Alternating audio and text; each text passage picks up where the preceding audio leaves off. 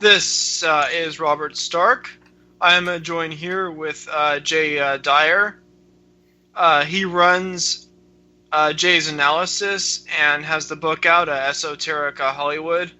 Jay, it's great talking to you. Hey man, it's good. It's glad to talk to you. I've been aware of your work for a while, but I don't think we've ever actually spoken. Yeah, it's great talking to you, and I'm also joined here with my co-host Pilleater. It's nice to talk to you, Jay. Thank you. You have a book out, Esoteric Hollywood. When was that released? It's been out for, I think, 3 months now. This is going on the 4th month, so somewhere in December. It's when it was officially released, and so yeah, it's been a fun 4 months, and it's doing well. So yes, that would be correct. Did you have any personal connections to the industry?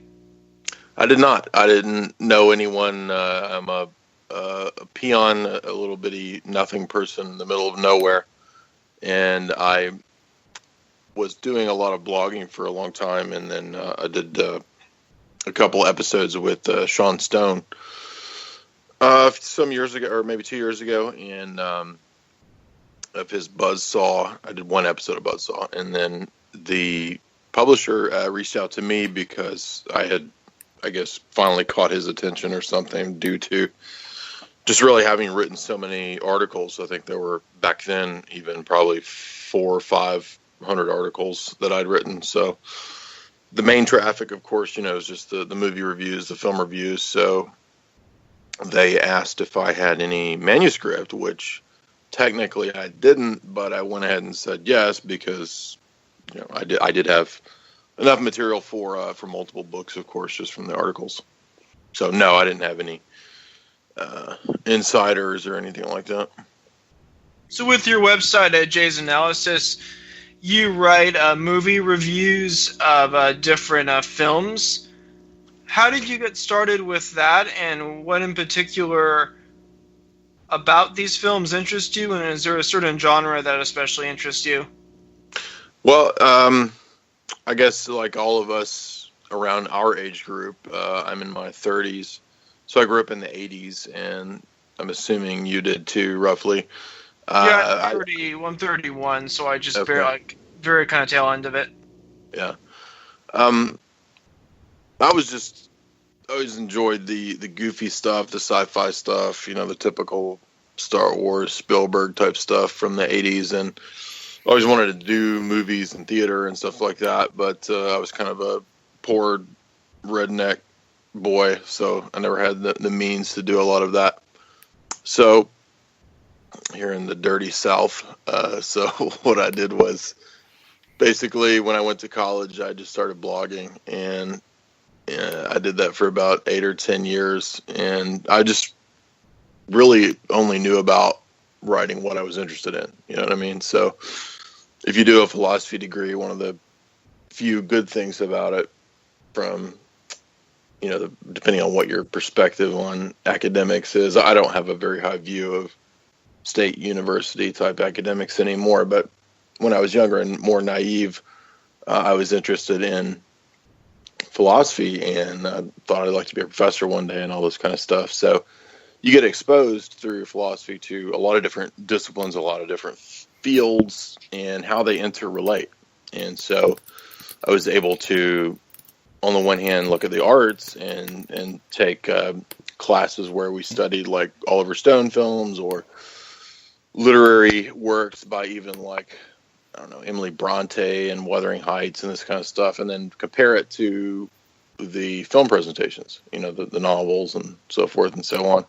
So I was already kind of writing about film when I was an undergrad in my 20s, but I just thought that a lot of this material could be put to some other use. You know what I mean? Like you write, if you do some kind of liberal arts major, you write a lot, in undergrad and grad school. So you think, what is the purpose of all this, write all these papers that you write? I mean, nothing happens to them, right? So why not turn them into something else and maybe interact with other people? So I just started throwing them up online. And I was already kind of into, back then, maybe the Alex Jones style activism, libertarian type stuff when I was 23, 4, 5. And so I got involved in a little bit of activism back then, and maybe the more Ron Paul libertarian type stuff. And so, a lot of these things, audience-wise, they cross over and they interplay with one another pretty easily. So that's how the audience kind of built up, was from, having interest in other fields besides just movies. It's other writing about geopolitics, or writing about conspiracies, or the history of espionage, or any of this kind of stuff, right? So that's what it is. It's just you do something long enough, 10 years or so blogging, I guess you'll eventually, unless you're just totally shitty, you're going to have some readers. And you analyze films from all those different angles, dealing with philosophy, politics, history, culture. I know some people in dissident politics, they'll sort of have a knee-jerk reaction when they look at any film and say, "Oh, that's completely propaganda." But it's sort of important to understand kind of the nuance, like figuring out what is propaganda and what isn't. Do you think it's kind of a little bit? Do you think some people have a tendency to get too reactive or simplistic in their view of media? Absolutely. And another thing I think that you eventually grapple with, depending on what you want to do, is that it doesn't really matter what somebody else thinks about what you're doing. I mean, I know that's kind of cliche and simplistic, so I don't mean that in like a 17-year-old libertarian type of perspective. I just mean it in our narco perspective or something. But I just mean it in the sense that the reality of the situation is that there is this gigantic octopus of Hollywood and the entertainment complex that's out there already. So it's there. It's propagandizing people. It's beaming messages into their minds every single day, nonstop. So, bitching about it's not going to do anything. You might as well act on it, and you can act on that in different ways. You know what I mean? Like, I'm sure you act on it in the format that you do, through the means that you do, with your interests, with your taste, with your show. For me, it was a little bit different because I did plan to go the academic route. Like, I wanted to be a professor, and I ended up kind of running into butting heads with department heads and things like that, because I had more like what I guess you could call right-wing type views. Obviously, I don't mean that in the GOP sense, but maybe in the alt-right type sense, I guess you could say. That's, of course, not at all welcomed in the secular university field. So I realized I wasn't really going to be welcomed there, and that was a very tight clique. And so I really just kind of got disgusted with academics, and I'd gotten all the way to the point of writing my thesis. It was 1/3 to half written, and I quit because I was butting heads with a dude who was like a super total globalist, to make a long story short. And there was no way that he was going to allow a person who had the kind of views that I have into normative academia. So I thought, well, I've spent all this time, I've done all this research, not just for school. I mean, I had prior interests in theology and things like that that had nothing to do with academia, but I thought, what am I going to do with all this info? Well, I've been blogging, and here I am working some shit wage slave job for $12 an hour.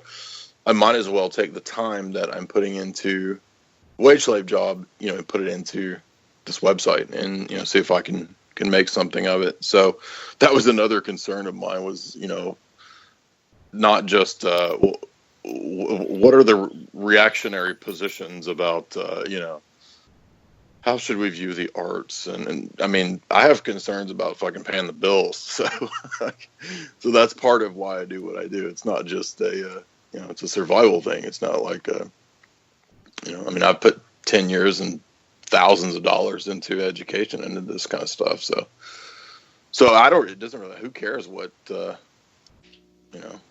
Were there any particular films that you really enjoyed growing up, but learning about different angles to it and analyzing it kind of ruined the joy of the film? That's a great question. Yeah, in a way, I guess you could say all of them kind of lose their luster from the reminiscent perspective, because I guess everybody gets older and you kind of see how a lot of this stuff works, especially if you try to do something in media. You kind of see how it's a big scam, it's a big game, and all this kind of stuff. So yeah, overall it does lose its luster. I don't know if there's a specific section of films or filmography that I could pick out that have totally lost their luster, but I think when you look at, as you mentioned earlier, the propaganda side of things, and how much of film, obviously going back into the 80s as well, and prior to that, we're already involved in messages and altering the culture through social engineering and this kind of stuff. Yes, I guess you could say that a lot of, just overall, yeah, generally they do, but I can't, if you were to try to pick out specific ones, I don't know. That's not a very good answer. Well, that's kind of the success of film. I mean, people have their sort of day-to-day mundane existence, and a film takes you into this kind of a fantasy or dreamlike world. And then using kind of the manipulation of time, music, the aesthetics of the color palettes, powerful mediums, also like the soundtrack, just all those components like transform you to another world. And that's very powerful, but that can be a powerful experience, especially for people growing up. That can also be it can be a way to manipulate people, but it can also be a sense of escapism too. Oh, absolutely. Yeah. I'll put it this way. As I've gotten older, and when I look back on, like, say, even the stuff that Industrial Light and Magic was doing back in the late 70s or 80s, or like the teams that worked on the effects for, say, Ridley Scott's Blade Runner or something like that, like the artistic work and focus and precision and aesthetic quality that went into those kinds of works, even though, yes, you could argue those were still roughly under the banner of propaganda. When I watch something now, or even if you go back to the Lord of the Rings trilogy with Peter Jackson, it's just so computer generated that it almost feels like there's like a synthetic video game overlay over all of this stuff that, if you look back to Cecil B. DeMille or something, you see these grand sets that they built, where they just built these giant. Yeah, it seems that era, like the 80s especially, also the 70s, it was like the right balance between technology, where you had enough technology, but there was still the otherworldly kind of dreamlike quality. But I think you're absolutely right. That's been lost with this extreme computer effects. Yeah, even something like the Jim Henson puppetry, there's like a certain... Oh, like the Labyrinth film, that one. Right, or Yoda. Like, if you watch Yoda, it's fun, it's silly, it's this little green puppet guy. And then by the time of the re-released prequels of the late 90s and 2000 or 2001 or whatever, it's all just very obvious computer-generated Yoda. It just looks stupid. It looks silly. And I think that the point is that the aesthetic suffers as well. A big part of this medium is visual presentation.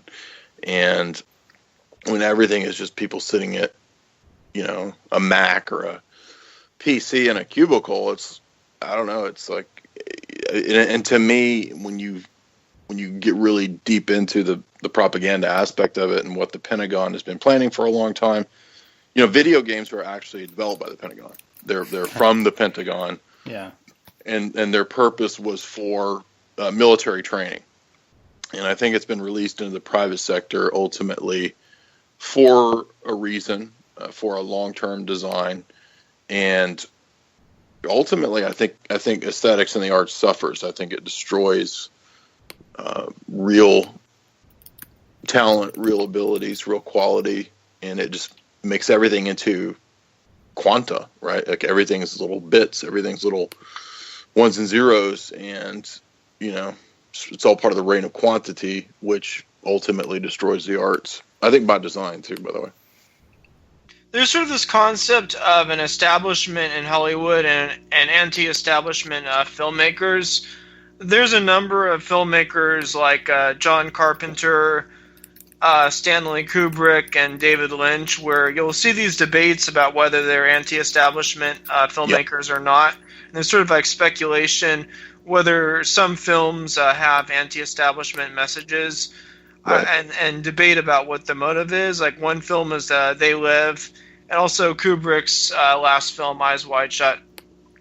Absolutely, yeah. That is something that I get asked that question a lot, and of course I don't ever pretend to be like an expert on Kubrick or Lynch as persons. I mean, I find their lives interesting, and certainly you could do whole books on their own careers, but for me, what's more interesting is just film symbolism itself, because I feel like even though one might be tempted, it may sound counterintuitive, that film symbolism is more vague or open to interpretation. I actually feel a little more confident interpreting the symbology than I am trying to interpret somebody's intentions, if that makes sense. So, for example, I had a piece that I did on Twin Peaks. It was a fairly popular essay that within the last couple of years probably had, 70, 80,000 views.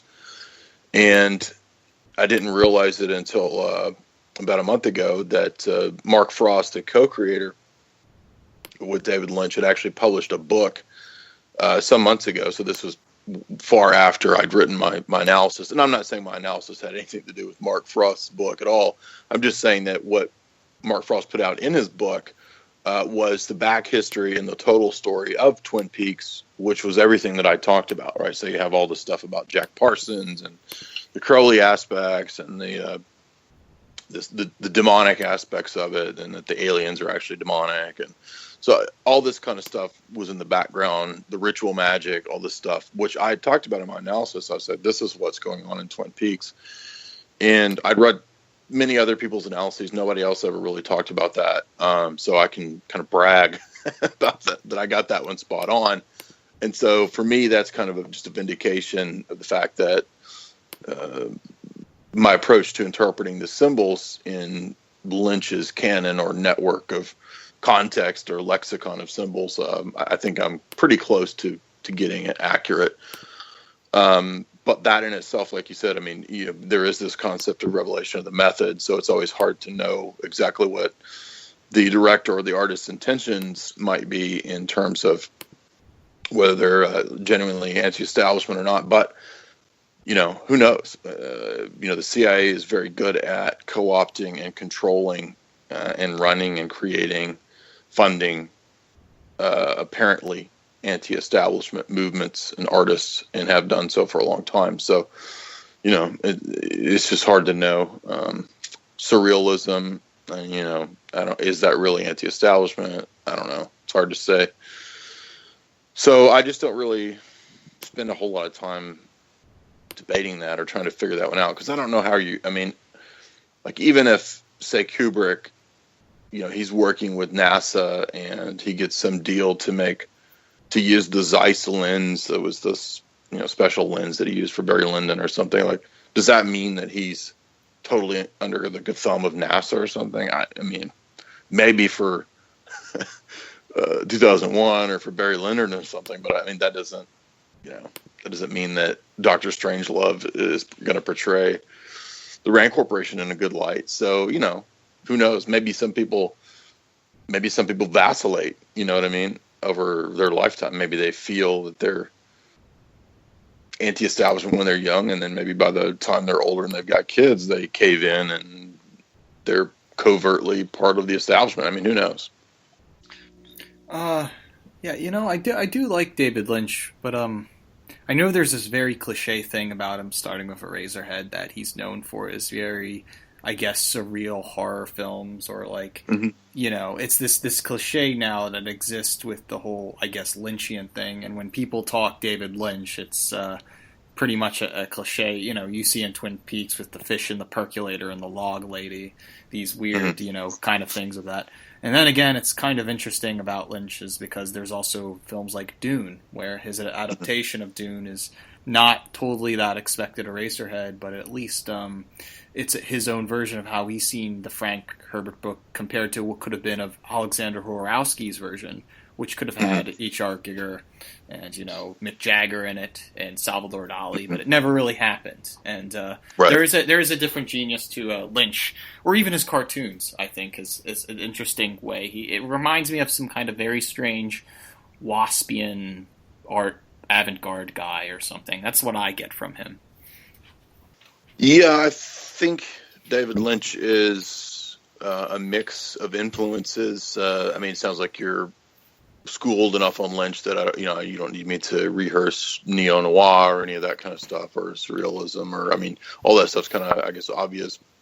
The neo-noir genre, which kind of the original Yeah. film noir, but the neo-noir kind of would you say it kind of started in the 80s? Even Blade Runner is kind of neo-noir.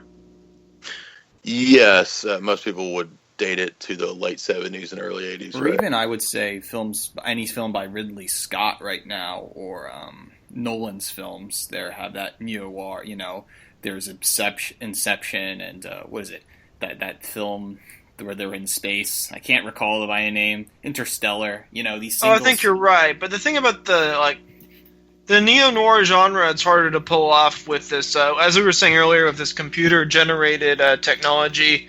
Something about that specific aesthetic. It does need the natural, very specific lighting.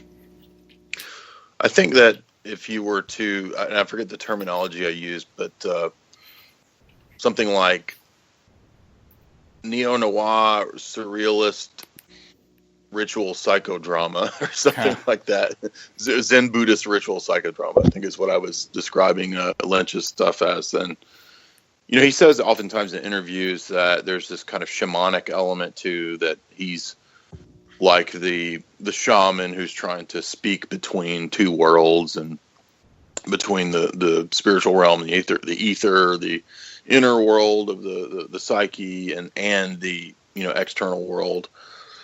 Then the surrealist aspect would, of course, be this notion of there being no clear divide between the waking state and the dream state.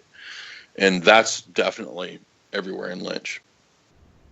And that interestingly blends well at times with neo-noir, because you see that even in Eyes Wide Shut, where you have obvious surrealist elements. And the Traumnovelle, right? The dream novel is the original story by Arthur Schnitzler that Kubrick used. So a lot of these, these terms and these ideas, these genres, they blend very well. Lost Highway is obviously totally neo-noir, very dark. But I think that what you're talking about too is there's also this comedian element in Lynch that a lot of people don't recognize. That if you watch Wild at Heart, that's totally a dark comedy, the entire thing, and a lot of Twin Peaks is totally a dark satirical comedy. that the more that I watch Twin Peaks, actually, the funnier it gets, which is exactly the same with Wild at Heart. It's I literally, not many movies do I laugh harder at, upon multiple viewings, but both of those I think are very very enjoyable the more that you watch them. Dune is one of my favorite movies, which is funny because David Lynch always talks about how much he hates it. But I wonder if that isn't more so because if I understand the story, was that the De Laurentiis company gave him quite a bit of money to do that, and it didn't make money at all. It didn't do very good. So they were pretty mad for a while. I don't think they allowed him to make any movies with their money for some years, and then I think they asked him to do something else later on. I think that film is perfect, actually, because for everyone who read Dune has now have a vision of what Dune is, because we usually like to think of the movie that dominates over the text. And Lynch's film of how he saw Dune is now like how everyone traditionally sees it, like this desert world, the spice monster. I can't recall its name. That if you go on the Dunepedia, they're just adaptations of how Lynch saw the things. And same with the Harkonnen family, the big bloated. It's so surreal in the text to imagine a big bloated Russian Soviet Union baron, as Herbert describes, but in Lynch's work, you have the green people and Sting, and it's more easy to obtain. And once again, now if Horowski would have got the attention, that would have been more surreal in art film, and that would have changed the whole perception of how people read or thought about Dune. So movies play an important part of creating a different version of the text and relooking at things. I mean, it's the same way too, like Eraserhead. A lot of it is scenery from Philadelphia, or some Lynch's version of Philadelphia. I'm actually, from Philadelphia, and I always like to look in that in Eraserhead, actually. Yeah, there's this other element, too, that he talks about, that a lot of his films he sees as coming out of his psyche. So that's, I think, the ambiguity element of it. I mean, you might be able to get, in my view, I might be able to get 90% of like a Twin Peaks or something, right? But there's always going to kind of be this 10% or maybe 20% where, because it has some kind of inner schematic significance, probably just for David Lynch, that makes it a little ambiguous and difficult at times. And I think that's also part of the appeal, is that seeing it through a glass darkly, I guess you could say, element that still leaves some aspect of it up to mystery is, I think, part of his appeal, in terms of, people are always talking about the Lynchian atmosphere, right? He creates this aesthetic, this atmosphere that not really anybody else seems able to mimic it. Although I do think a lot of people try to do it. I think Nicholas Refn, who I liked the first one. What was the one with Ryan Gosling? Drive. I thought Drive was pretty good. And then when he did Only God Forgives, it's like he's totally trying to reproduce David Lynch, and it just doesn't even make any sense. I thought that movie was pretty terrible. But you've got people trying to do this style, but it's just so bizarre and so. Are you talking about in general, or specifically the aesthetic design? Well, in Refn's case, I mean specifically the aesthetic design, the imagery, like if you watched Neon Demon, you can tell there's obviously like a lot of David Lynch in that. It's like I'll tell you one thing that did successfully translate some of David Lynch, and the creator Nick Pizzolatto of season 1 of True Detective. He says that this is like all just Twin Peaks redone, right? I thought that came out okay, so that he did it successfully. One of the biggest cliches of David Lynch in animation is probably Salad Fingers, I think by David Firth or something. And Salad Fingers is obviously, I remember those cartoons back then. People say, ooh, how scary it is, or how Lynchian, but it's really not that. It just seems to be just Lynch and taking... you take the parts that becomes the cliche and then exploit it, and then, it becomes that. But at the same time, however, there's another film genre that's very interesting called folk horror, and that's from like the Wicker Man and I'm thinking the Bloodetta. They're very esoteric BBC films from like the 70s or 80s. Do you know about that genre itself, folk horror? There's a whole book on it, actually. I mean, I've seen the films that you're talking about. Obviously, I've seen Wicker Man, and there are quite a few of those older, like you said, 60s and 70s British films that you can find. I wrote on. I guess it would be included in that genre. The Dennis Wheatley story, Devil Rides Out. Yes, that's a great one with Christopher Lee, and what's interesting about that, and the reason I included it in the book, is that both Christopher Lee and Dennis Wheatley had these deep connections to British intelligence, with Wheatley being MI5 handler. And this debated story, interestingly, about what exactly Christopher Lee did. Was he just a RAF, or was he actually an assassin, some people think. And then there's actually disputes about whether, I think the Telegraph disputes all this and says, oh, no, he was just, your basic military grunt dude. He didn't really do anything. So, who knows? It's hard to say. But it is interesting that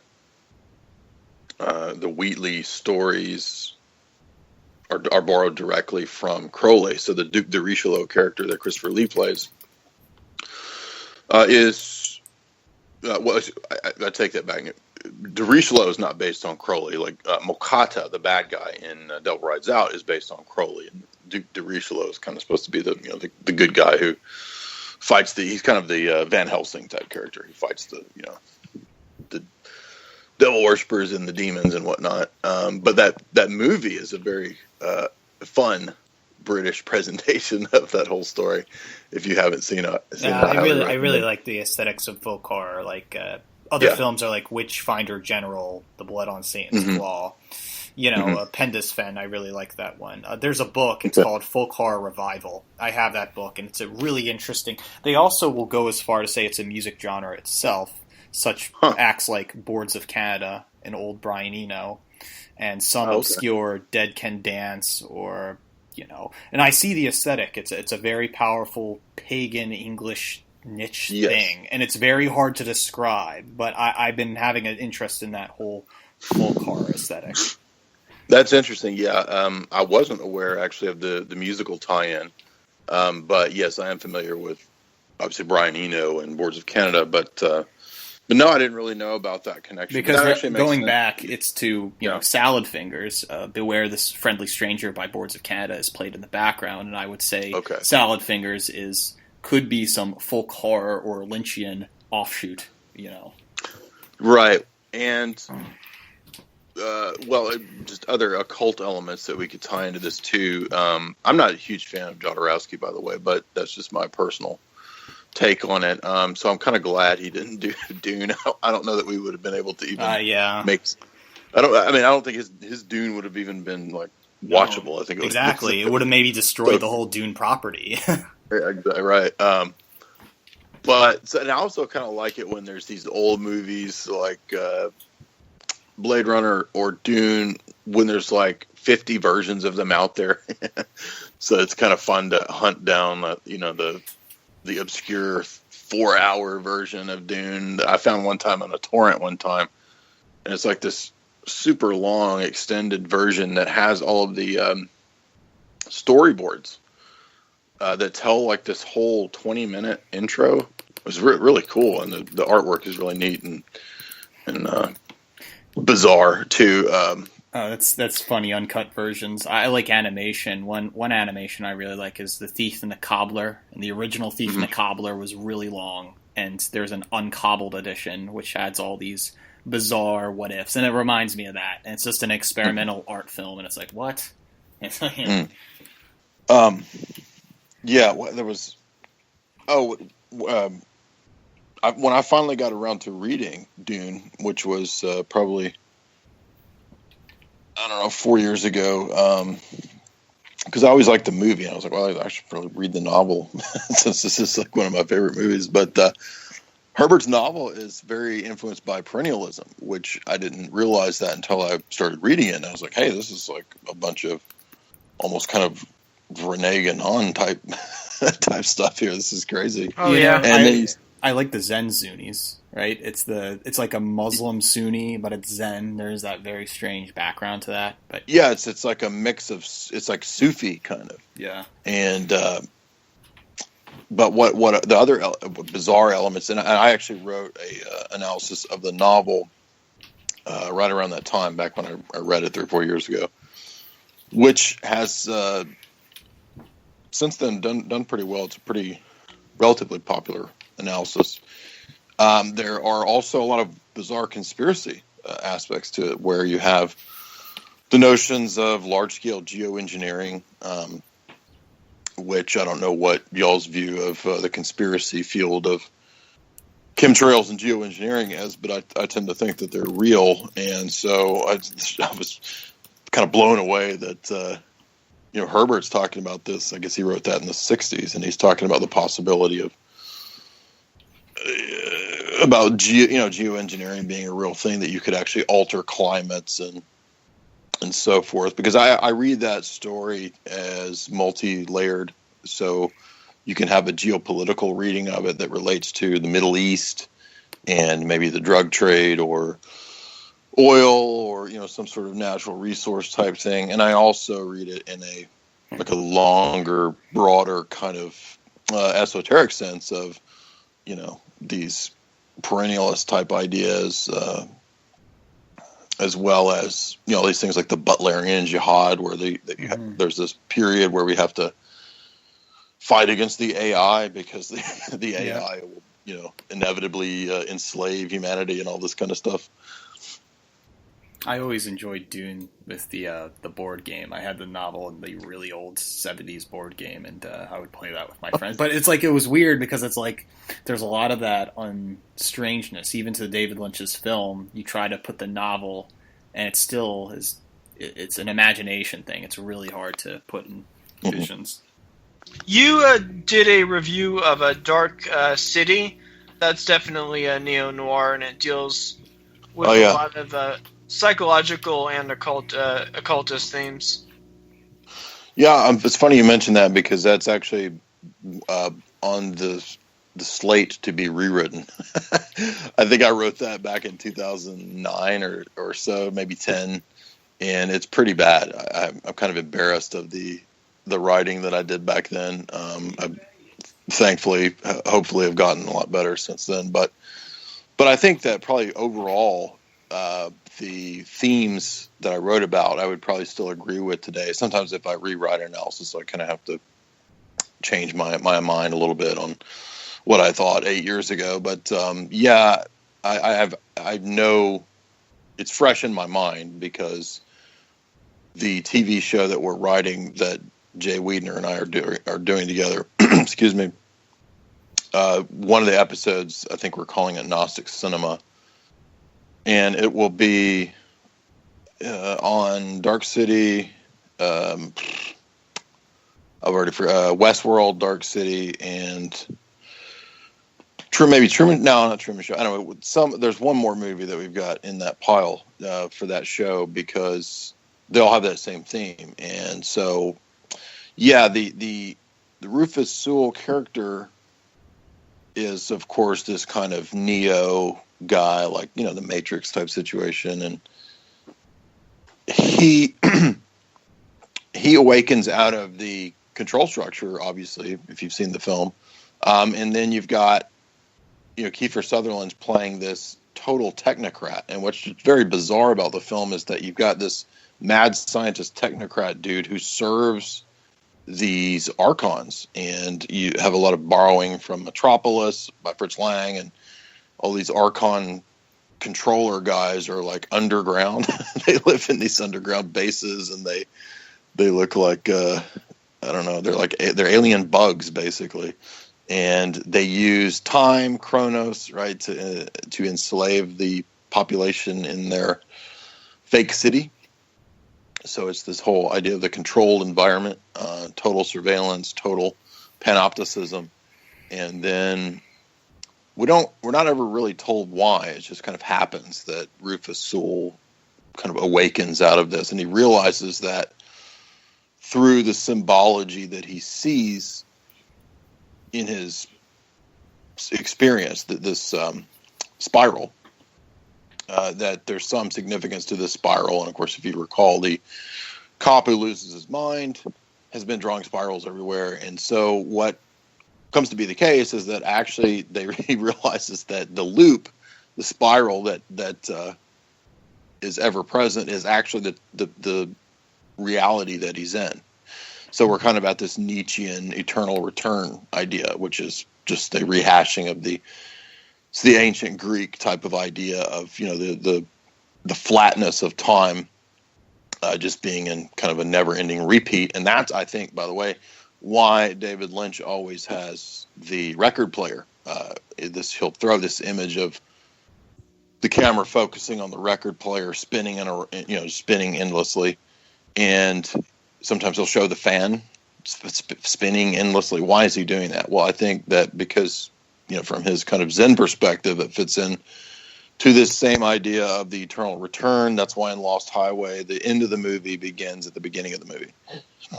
Have you seen Enter the Void by Gaspar Noé that kind of deals with out-of-body experiences and the psychedelic drug use, but also using that to create this, all kind of as what we were talking about earlier, this alternative universe and blending the kind of subconscious with the conscious? Yeah, I did actually. I had a friend that recommended that to me probably a year and a half, 2 years ago. And it was very, very interesting film, very fascinating. I was kind of entranced by it.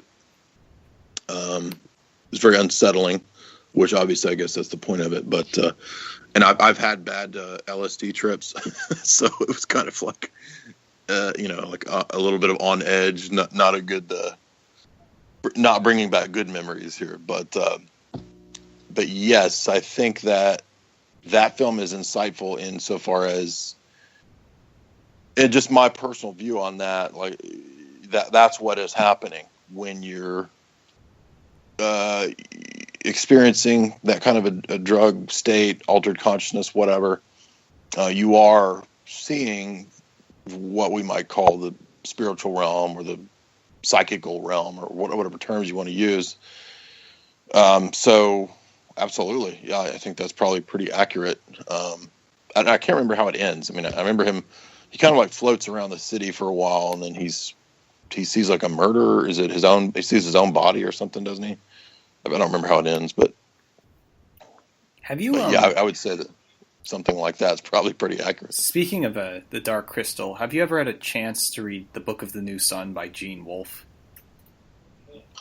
I have not, but it's a very esoteric science fiction series like Dune, and a lot of the themes from Dark Crystal reminds me of the very Wolfian. Basically, the Book of the New Sun is this long piece of this weird apocalyptic culture in the year, beyond, and it's kind of like the Dark Crystal itself. I think in the article you were mentioning that it's not good or evil. It's this weird pantheistic vision of this weird distant future beyond human in a galaxy far, far away, but not that cheesy and not that... The same way the Book of the New Sun by Gene Wolfe does the same thing with this unreliable, or this character named Severian, which is, we don't know as a human or an advanced human, but it's all these new concepts it's very, I guess, esoteric, and just like Dune, we don't know how to describe these things. We're just looking. And that's what I got from the Dark Crystal. Even though it was really cheesy and made for like a family movie, I always thought it was Jim Henson trying to be dead serious and grimdark, and then it kind of everyone laughs at it and says it's, Yeah, right. It's like, exactly. Right. Yeah, but it's cool. And if you get over that, it's like I see what he's doing. He's like, at least the Book of the New Sun it's very written like a biblical text. You want to believe this is an English translation of a foreign tongue from a far out world of when humans are evolved in these things. But it's like with Dark Crystal, at least everything's puppet. There's no people in it, and it's this it's very esoteric too, where the planets aligned and every something years there's different turns of history. You have to think about that. Yeah, there's like these aeons, and I think it's very Kabbalistic. And if I recall, the mystics are all drawing spirals. That's their kind of symbol. And then the Skeksis, interestingly, who, by the way, are sapping the life out of the Gelfling children. So they actually kind of seem to be like the elite of our planet who will sap the life essence out of children as part of their ritual process, I believe. So I think, Henson's doing the same thing. He's telling us truths on multiple levels. But I tend to think that's a pretty Kabbalistic type of film. And then you start to realize that, Henson doesn't have any problem doing that. I mean, Labyrinth is very, very Kabbalistic as well. Oh, yeah, you did review Jim Henson's Labyrinth, starring David Bowie and Jennifer Connelly. And it's interesting of the whole theme of the Labyrinth itself. I mean, there's a lot to say about the film. but it really there's a theme in ancient mythology in ancient Egypt, Greece, Rome. There's also the kind of a Jungian take on the labyrinth and the human unconscious psyche. Right. Absolutely. Yeah, that's exactly the reading that I took from it. And, like you said with Dark Crystal, going with this kind of Gnostic, Kabbalistic perspective. And I think the symbology of the artwork that Henson used for Dark Crystal is obviously Kabbalistic, like it's straight out of the kind of sigils and whatnot that Kabbalistic imagery would use. And that's not to say that Henson's like being, quote, Jewish per se, because as I'm sure we all know, Freemasonry and many other even pagan groups have utilized the structures, if you will, of Kabbalah with the tree and the Sephirot and all that kind of stuff. But that's all directly there in the symbology in Dark Crystal. So I don't think it's a leap to read the Labyrinth in that way as well, because the entire journey is Sarah stepping into her own subconscious. And then, interestingly, when I recently, I think last week or this week, a few days ago, I did a big analysis of Time Bandits, and I noticed it's the exact same thing. So the little boy, Kevin, in Terry Gilliam's Time Bandits, everything that's in his room, all these toys, all these pictures and paintings that he's done, they make up the architecture of his subconscious. And so when he falls asleep and goes into that inner world and experiences everything that we're seeing in the film, his time traveling and going back and meeting Sean Connery as Agamemnon, and when he goes in, he meets Napoleon, right, with Ian Holm playing Napoleon, all this kind of stuff, and then he goes in, he meets evil himself, Lucifer, Satan, whatever. This is all within the structure, the fabric of his inner world is everything that was in his bedroom. And then even his parents, right, show up as these minions of the devil.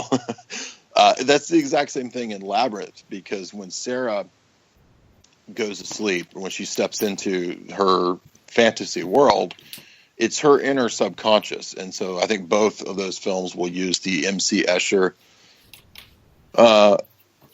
drawings and labyrinth mazes type stuff to signify the subconscious. And as I said in different articles, that's always been kind of a symbolic image that's used for the subconscious. The Egyptians used labyrinths and mazes, if I recall, for that.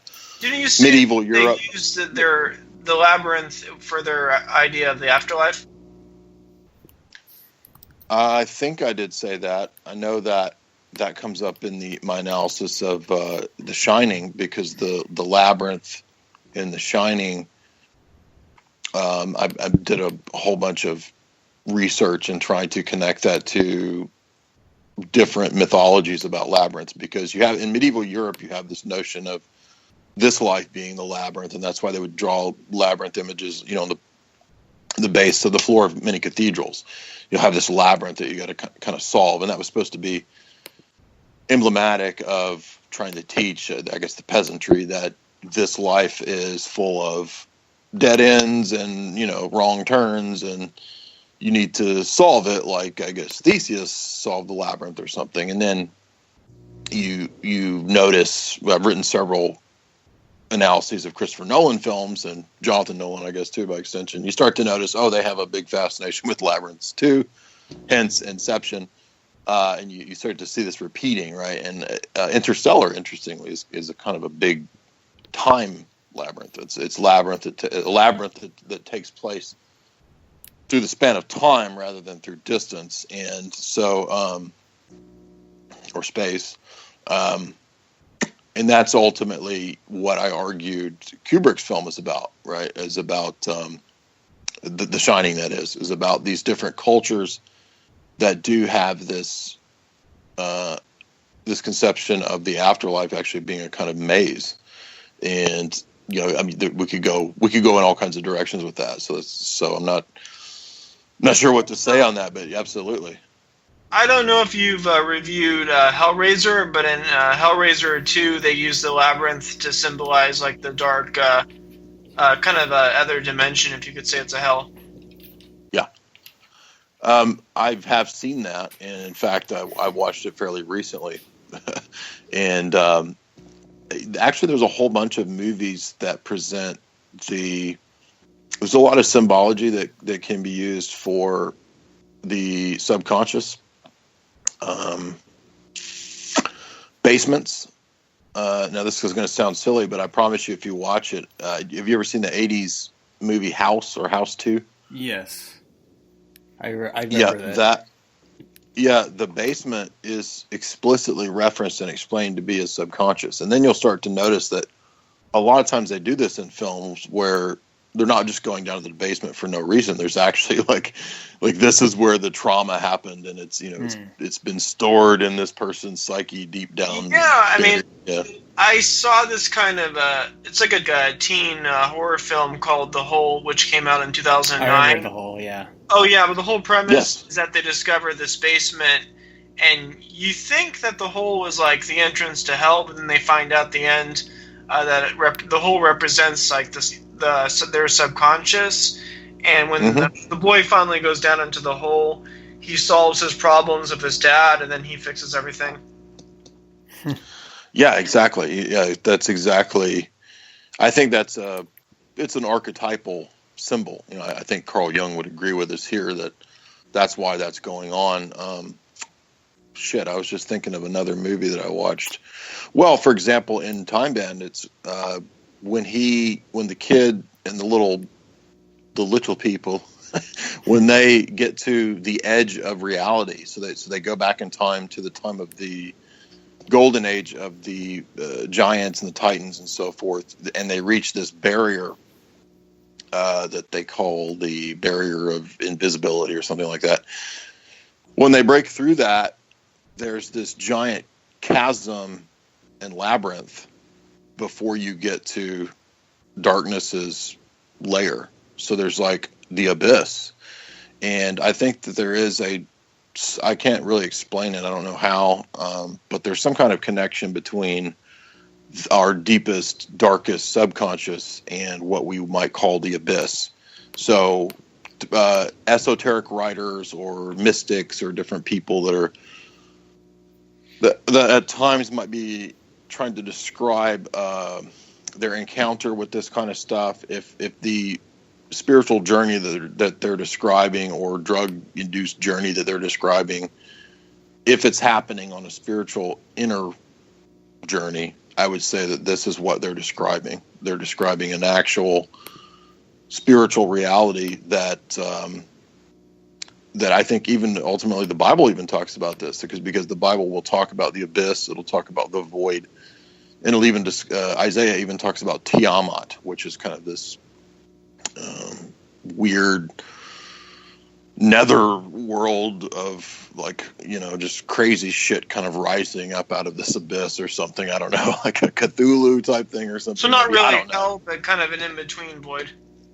Yes, a void is the good way to put it. Right, exactly. I brought up the film Hellraiser, and with like the puzzle box, what do you see as the esoteric symbolism behind the significance of the puzzle box in Hellraiser? If I recall, isn't it a cube? Yeah, it's a cube. A puzzle box. Yeah, I would say that's another one of those kind of archetypal, religious and mystic type symbols of. I mean, you probably hear this a lot bantered around in conspiracy circles, but it's actually kind of true. I mean, there is a cubic association with Saturn and with time and space, because in our dimension you can only go in 6 directions. You can only go left, right, up, down, backwards, and forwards. So that's in like Pythagorean geometry or Euclidean geometry, that's it. Like, you can't go. That's the only ways that you can ever go in this, within time and space, and that makes it cube. And so, because of the long-time association of Saturn, Chronos, with time, the symbology or the symbol that has always been used for Saturn is time. And because Saturn devours his children, you always hear this mythology, that's because time kills everything. Right. So if we're born into time, we're eventually killed by time. So Kronos eats his children. So the cube then is oftentimes associated with death because, right, Saturn is also the old Grim Reaper dude with the Sith, right? And so death is going to come for you. And, that's what Pinhead does. He comes for you with his Saturn Kronos cube. But again, I remember watching.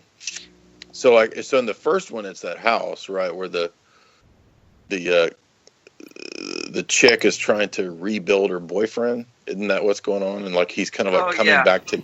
She's bringing him back to life from the dead. Yeah, right. By feeding him humans. And then I remember in 2, there is the maze and there's the cube but I can't remember what else is it. Is that the one that has the dude that throws CDs, like compact discs that cut you in half? Oh yeah, I think so. We had Chatter, the actor who plays Chatterer, on the show. Nicholas Vince. Yep. Yeah.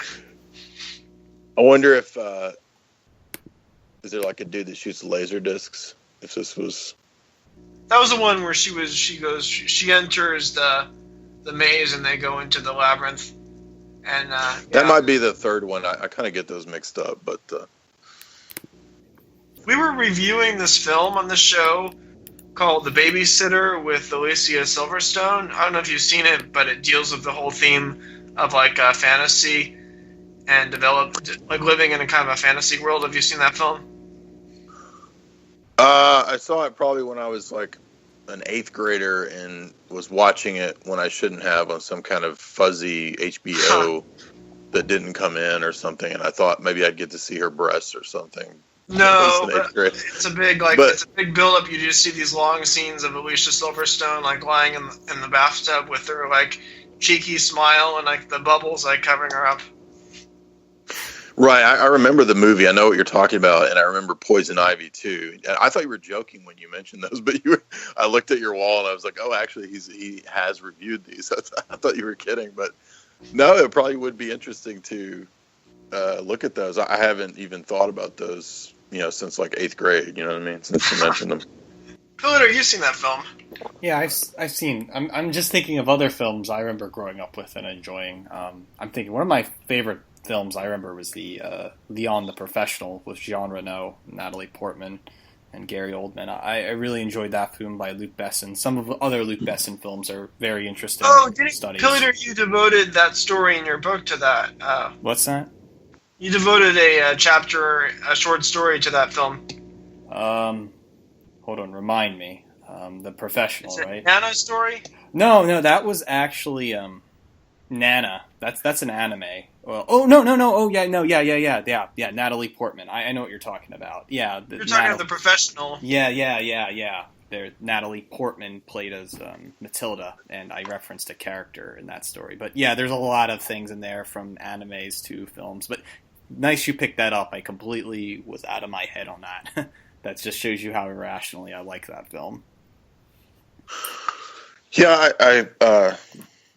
Luc Besson is hit and miss. I think he's got some really stinkers that he's made, and then he's got his some family films. His family. Well, I think I can't decide if I like The Messenger. I mean, sometimes I think it's terrible. I think that La Femme Nikita is okay. It's kind of weird. It's not something that I want to watch more than once. Fifth Element is fun and ridiculous, but I think he's the new movie that he's got coming out looks like a totally updated. It looks just like a new version of the Fifth Element. And then Lucy, I thought was terrible. I wrote a whole scathing, making fun of it review when that came out. I thought it was really dumb. But then there's one more I'm forgetting that I do like. There's another Besson. Anyway, I'm not a huge fan of Luc Besson. He's okay. Basically his first French films were his authentic, and then somewhere starting with The Fifth Element, it just went downhill the past 20 years. Downhill. You did review the film They Live. That's a film that's sort of put out there as like a dissonant film where he kind of he puts on the glasses and he sees the world for what it is. And I guess it's also been kind of described as like a critique against consumerism. But a lot of people kind of speculate about John Carpenter and what his motives are. Are you a big fan of his work? I am, absolutely. I grew up watching Big Trouble in Little China, interestingly. I'm not really sure why. It's kind of like if you were a kid in the 80s, and my dad was a big cheapo, so he wouldn't let us get a VHS for a long time, so we had a Betamax for as long as you could literally have a Betamax. And so when we would go to rent movies, it was very limited. They would have like these little green tags next to the ones that the movie rental place in the 80s still had for Betamax. And then so like most of the movies had the red tags. So there was only a handful of beta versions. And so we would rent the same ones over and over because I didn't have any options. And so I watched Big Trouble in Little China, I don't know how many times as a kid. I can quote it. And then as I got older, I thought, when I was in high school, I've always liked movies, but you go through phases, you know what I mean? When I was at 18, 19, or 20 or whatever, it was all Tarantino because that was what was cool, right? Like everybody loved Quentin Tarantino. That was the coolest thing. Maybe Martin Scorsese movies, Goodfellas, that kind of stuff. And then as you get older, you branch out and you appreciate more things. And, it wasn't until much older that I really enjoyed most of John Carpenter's canon, actually.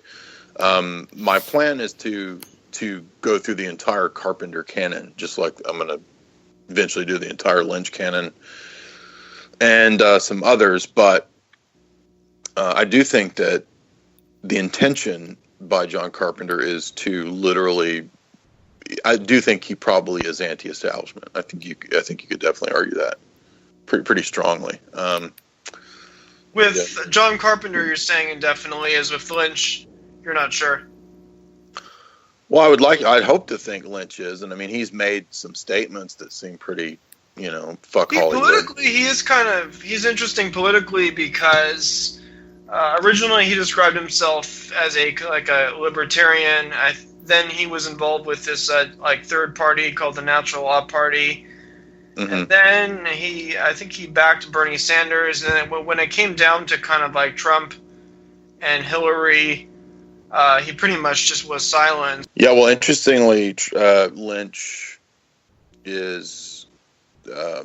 he was on Alex Jones, interestingly, and was talking about 9/11 truth a long time ago. So... now, what I'm totally a 9/11 truther. I've been for a long time. So to me, that suggests that he's on the up and up. I mean, he obviously knows what's going on, depending on what your view of 9/11 is. But I would suggest I don't know, but I would just like to hope that he doesn't strike me as the kind of person who wants to go along to get along. You know what I mean? Yeah, it's definitely true. His films are very... putting aside politics, just looking at it for the arts, he's someone who really wants to kind of stand out and create a unique style, a genre, as opposed to just making movies for the masses and just trying to sell as many films as possible. Have you? Yeah, and that's precisely... I mean, if you watch the... I remember when Lost Highway came out, a lot of people were saying this is him basically throwing up a middle finger to Hollywood. And there, if you watch like Lost Highway, there's no way that kind of a movie would ever be in theaters. I mean, I'm kind of amazed rewatching Twin Peaks recently, and I'm just thinking, how in the world was this ever on network TV? This is so bizarre. How was there ever a nationwide release of something like Lost Highway?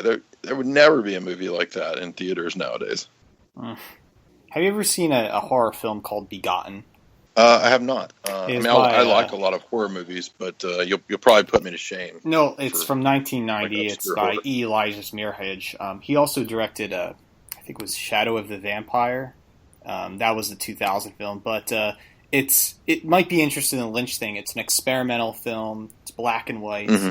and people said it made the trailer said it makes Eraserhead a walk in the park. Like, it was on the verge of being like, this is brutal. And Begotten has a cult following, and there's something in the aesthetic.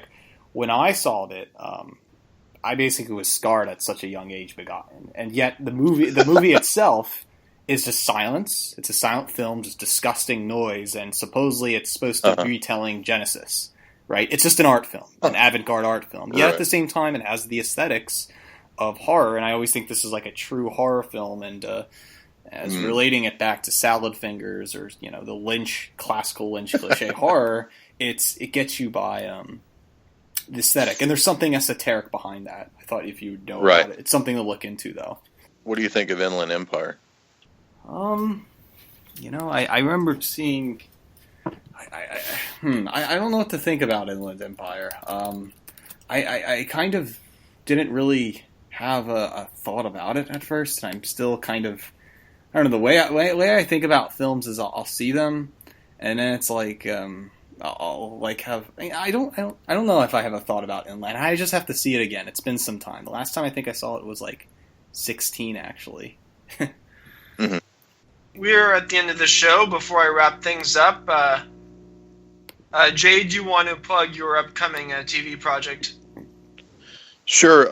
First, I want to say that if you want to get the book, please go to Jay's Analysis, and I have a tab up at the top where you can get it directly from me signed, and that's always better for the author as opposed to Amazon. Amazon kind of undercuts authors, and we don't do very good through that. So if you would like to get the book, please get it from me. It's 363 pages. It's 404 footnotes, and it's about 50 or 60 sidebars, which is just extra explanatory information. And it's a good book. It's my freshman outing. I'm pleased with it, and it's done very well. I think I have, across markets, I have 60 5-star reviews so far. So if you like film and you like this kind of weird stuff, you will enjoy it. There's a Lynch section, there's a Hitchcock section, Spielberg section, Kubrick section, and much more 70s and 80s stuff.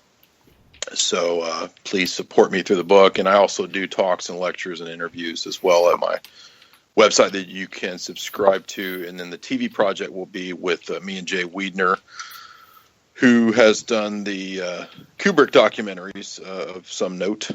And we will be presenting 17 30-minute television episodes with a set and all that will analyze different themes in every episode. So, like, the first episode, I think, is Alien. Believe it or not, we're going to try to... It's either Alien or Ridley Scott. I can't remember off the top of my head. But, so we're going to do, like, you know, the entire Alien series in a 30-minute show with clips, and then, you know, kind of like Roger Ebert and Siskel and Ebert style, but like esoteric Siskel and Ebert basically is what it's going to be. So that will be in the upcoming months. It'll be aired on Gaia, which is streaming, and then also on some cable and satellite networks, which I don't really know all the details of all that, but if you follow Jay's Analysis, I'll update everybody on that. Jay Dyer, it's been an excellent show. We've covered a lot of really interesting, fascinating topics. Thanks for being on. Thank you, Robert and Pilleater. I've had a great conversation. It's always great when I do these kind of talks with people that like movies, and I always learn from other people because there's, you know, movies are a vast topic. So you guys have taught me as well. Awesome.